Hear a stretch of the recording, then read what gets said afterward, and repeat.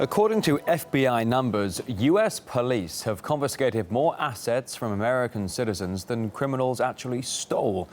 A process called civil forfeiture allows authorities to seize property on only the suspicion it was acquired illegally. Between 1989 and 2010, U.S. attorneys seized goods from civilians estimated to be worth almost $13 billion. But the rate, as you can see, it does grow every year. RT's Igor Piskunov reports from New York. That's not yours, is it? Well, I'm seizing it. This is no robbery and no joke. You may get away with the cashier's checks and stuff, but you ain't getting the cash. This is civil forfeiture. Legislation which makes it absolutely legal for the police to seize property on the mere suspicion it was involved in illegal activity, without a court order, a charge, or even the arrest of the owner, no matter how outrageous this may sound. You don't need to be charged with a crime because it's not you that's on trial, it's your stuff. Initially, forfeiture was a way to cripple large-scale criminal enterprises by diverting their resources. It is fair to say that it's now gone way beyond the original plan.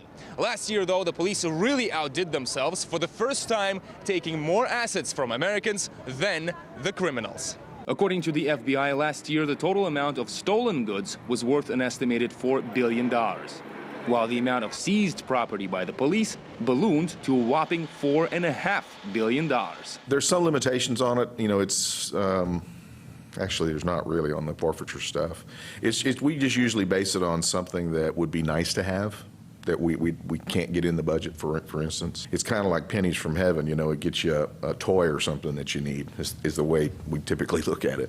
Sounds like easy money. Well, it's not easy at all to get it back. Often the cost of hiring a lawyer is higher than the confiscated sum. Without question, when the police benefit from charging or arresting somebody, they directly benefit.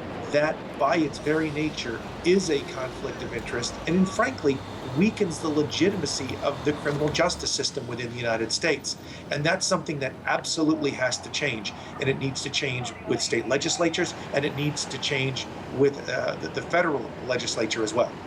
The funds raised from forfeiture are distributed throughout the police system and are used to purchase equipment and even pay salaries. It appears often out of the pockets of innocent Americans.